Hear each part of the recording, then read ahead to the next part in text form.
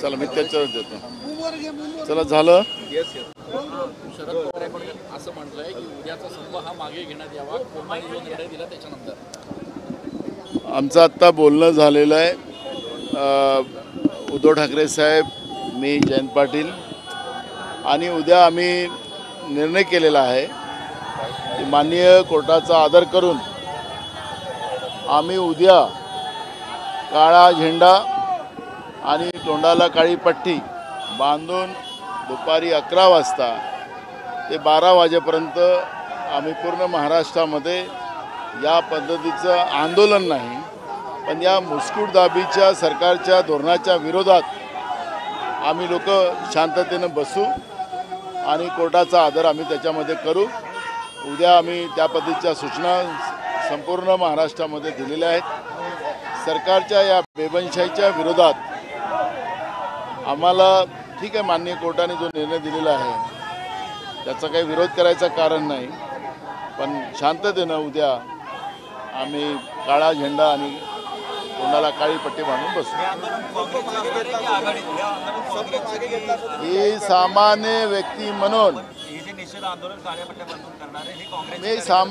म्हणून आम्ही सगळेजण, उद्धव ठाकरे साहेब मुंबईत, मी ठाण्यात, आमचे विरोधी पक्षनेते नागपूर, बाळासाहेब नाशिक, आमचे पृथ्वीराज चव्हाण साहेब भागामध्ये या पद्धतीचं हे 1 तासाचं बैठा आंदोलन आम्ही करणार आहोत. कुठे जिथं जागा मिळेल आणि त्यामध्ये लोक स्वतःने सहभागी झाले तर त्यांना पण आम्ही त्या पद्धतीचं. संभ्रम लोकांमध्ये असं आहे, लोकल आणि बस बंद करा असं आवाहन मुख्यमंत्री उद्धव ठाकरेंनी केलं होतं. आता नेमकं काय ठरलेलं आहे उद्याचं? आम्ही तुम्हाला सांगितलं ना, आम्ही कोर्टाचा आदर करून आम्ही त्या पद्धतीची वाटचाल करतोय.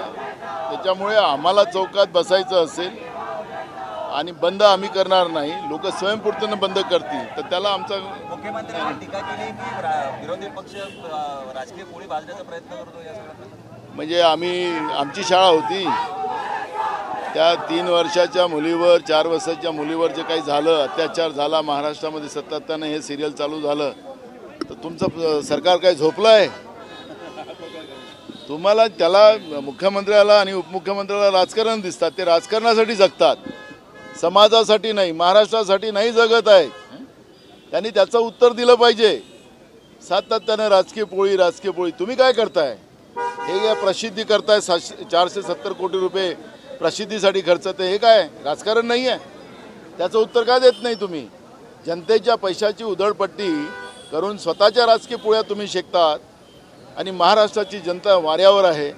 महाराष्ट्राची जनता असुरक्षित आहे. शाळेत जाणाऱ्या मुली आज असुरक्षित आहे, त्याची काळजी नाही.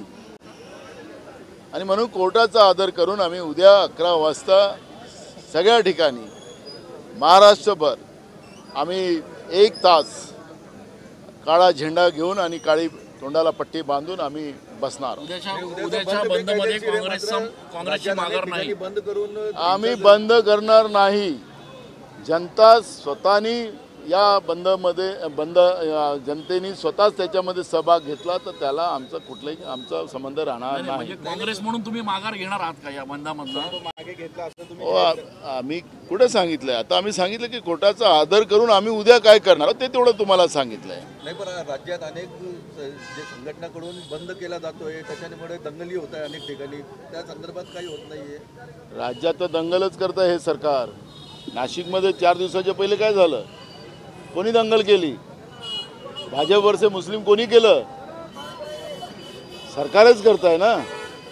त्याच्यामुळे दंगलखोर तर सत्तेमध्ये बसलेले आहेत आणि त्याच्यामुळे कोर्टाचा आदर करून आम्ही काल काय उद्या काय ॲक्टिव्हिटीज करणार आहोत ते तुम्हाला आम्ही सांगितलं. थँक्यू.